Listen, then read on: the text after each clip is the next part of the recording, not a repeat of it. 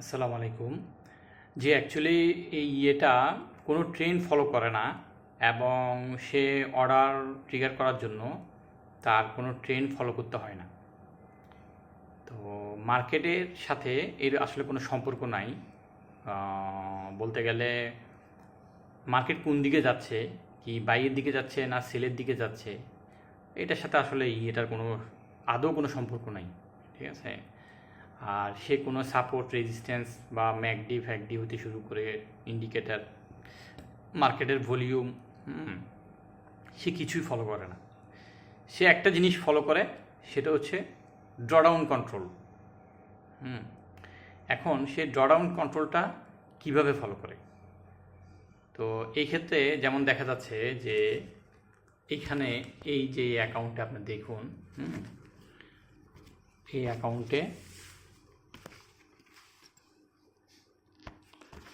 এই যে ধরেন এই অ্যাকাউন্টে ড্রডাউন আছে প্রায় 1500।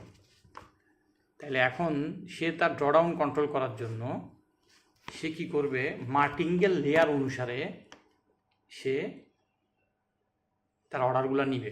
যেমন ধরেন এখন আছে ড্রডাউন আছে 1500, তাহলে সে কি করবে,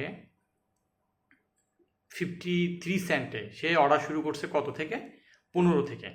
মানে 15 সেন্টে সে হচ্ছে আরও 100 পিপস নিচে, আরও 100 পিপস নিচে। যখন মার্কেট 1.3427-এ ছিল, তখন সে 15 সেন্টে একটা সেল অর্ডার নেয়। এরপরে সে কি করে, মার্কেট যখন আরও 15 পিপস উপরে যায়, তখন সে আরেকটা সেল অর্ডার নেয়।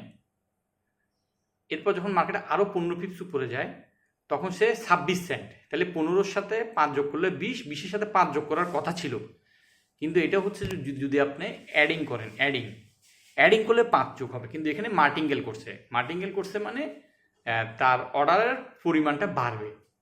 কত পরিমাণ বাড়বে সেটা ড্রডাউন দেখে সে অর্ডার নিবে। ঠিক আছে? তাহলে এভাবে আরও 15 পিপস উপরে গেলে তার নেওয়ার কথা, সে 33 সেন্টে একটা অর্ডার নিয়েছে। আরও 15 পিপস উপরে গেলে সে 43 সেন্টে অর্ডার নিয়েছে। ড্রডাউন কোনোভাবে কি হচ্ছে না, কমতেছে না, কারণ মার্কেট রিট্রেস করতেছে না। এর 15 পিপস উপরে গেলে সে নিতে থাকবে। তাহলে সে যখন এভাবে নিতেই থাকবে, তখন তো তার ড্রডাউনটা আস্তে আস্তে আরও বেড়ে যাবে। এখন তাহলে সে লাভ করবে কিভাবে? এই ক্ষেত্রে সে কি করে, মার্কেট যখন উপরের দিকে যায়, তখন সে কিছু বাই অর্ডারও নেয়, সে নেয়। আসলে এই অর্ডারগুলা পেন্ডিং অর্ডার ছিল। প্রথম যখন এই আবিষ্কার হয়, তখন এই অর্ডারগুলো পেন্ডিং অর্ডার ছিল, কিন্তু বিজনেস সিক্রেটের কারণে ওনারা এটাকে আর পেন্ডিং অর্ডার রাখে নাই। ওনারা এটাকে ডাইরেক্ট অর্ডারে নিয়ে গেছে। অ্যাকচুয়ালি এটা পেন্ডিং অর্ডারই, বাট এটা দেখা যাচ্ছে না, অর্ডারটা দেখা যাচ্ছে না, কারণ লেটেস্ট ভার্সনে ওনারা বাই এবং সেল কন্টিনিউ অপশনটা অন করছে, যার কারণে এখন আর পেন্ডিং অর্ডারের প্রয়োজন নাই। অ্যাকচুয়ালি সবই পেন্ডিং অর্ডার, মানে আগে থেকে সেট করা আছে, কিন্তু এখানে দেখা যাচ্ছে না পেন্ডিং অর্ডারগুলো। তো এটা না দেখার মূল কারণ হচ্ছে তারা নতুন ভার্সনে বাই এবং সেল নিয়ে আসছে, যার কারণে পেন্ডিং অর্ডারগুলো অদৃশ্য। অ্যাকচুয়ালি অদৃশ্য না, এগুলো মূলত পেন্ডিং অর্ডারই, কিন্তু এগুলো দেখা যাচ্ছে না, কিন্তু ঠিক ওই সময় পেন্ডিং অর্ডারটা ট্রিগার হয়ে যাচ্ছে।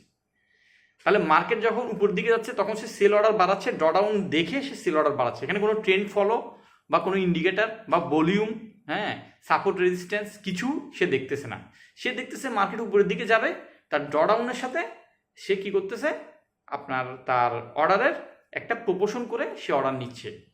আবার মার্কেট যেহেতু সে উপরের দিকে যাচ্ছে, সে বাই অর্ডার নিচ্ছে, কিছু বাই অর্ডার নিয়ে সে প্রফিট করতেছে।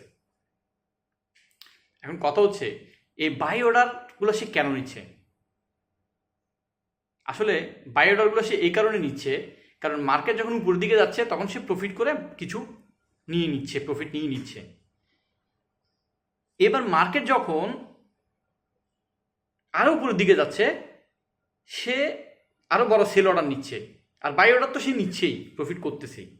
কিন্তু হঠাৎ করে যখন মার্কেট ধাপ করে নিচে নেমে যাচ্ছে, তখন কি করতেছে, সে কিছু সেল অর্ডার ওপেন করতেছে।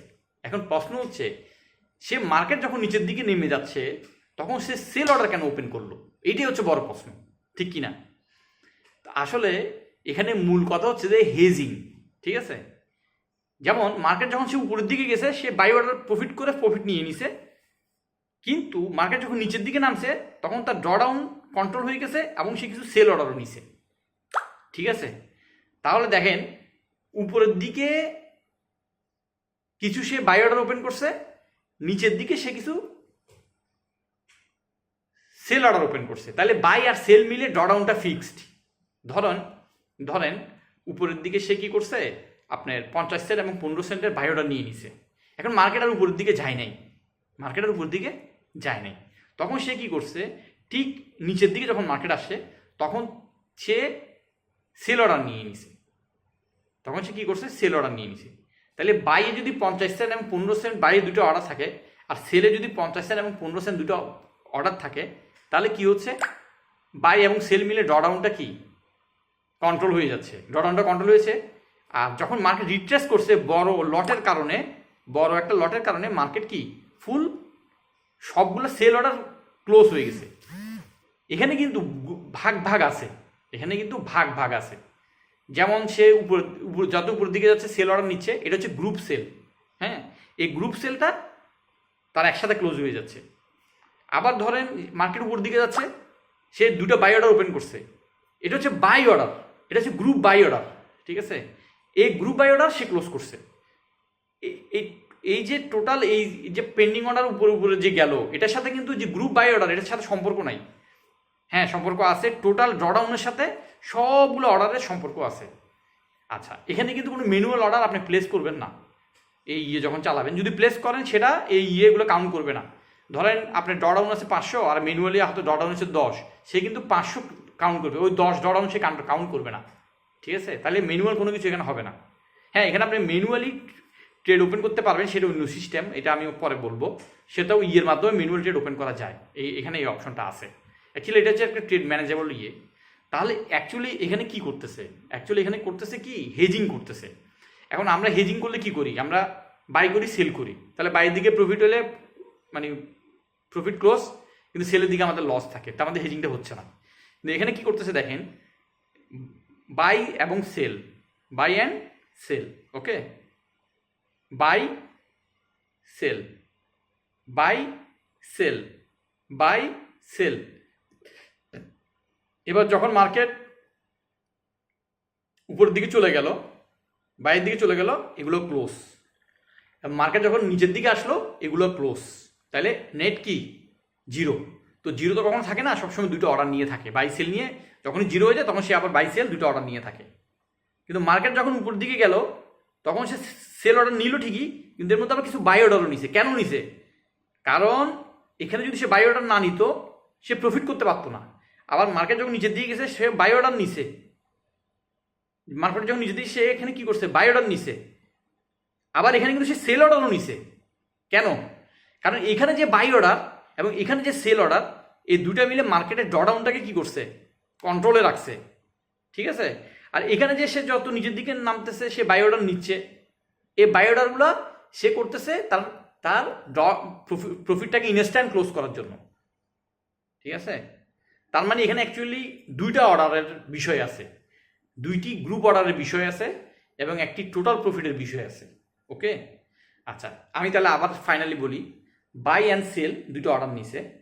হ্যাঁ, মার্কেট নিচে গেছে, বাই অর্ডার নিছে, আরও নিচে গেছে, বাই অর্ডার নিছে, আরও নিচে গেছে, বাই অর্ডার নিছে, আরও নিচে গেছে, বাই অর্ডার নিছে।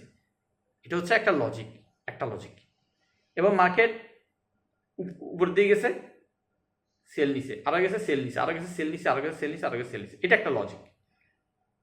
তাহলে মার্কেট আপনি মনে করেন এখানে ছিল, এখানে কটুক গেছে, এখানে কটুক গেছে, তাহলে টোটালি কিন্তু কোনো প্রফিট হয় নাই। ধরেন টোটালি কিন্তু কোনো প্রফিট হয় নাই, কিন্তু যখন মার্কেট এখানে উঠে গেছে তখন সে একটা প্রফিট, এখান থেকে এখানে প্রফিট ক্লোজ করছে। আবার মার্কেট যখন এখান থেকে এখানে নেমে গেছে তখন সে এখানে প্রফিটে ক্লোজ করছে। ঠিক আছে, কিন্তু মার্কেট যখন এখান থেকে এখানে নামছে তখন সে কিছু সেল অর্ডার নিয়ে প্রফিট করছে। আবার মার্কেট যখন এখান থেকে এখানে কিছু উঠছে তখন সে কিছু বাই অর্ডার নিয়ে প্রফিট করছে।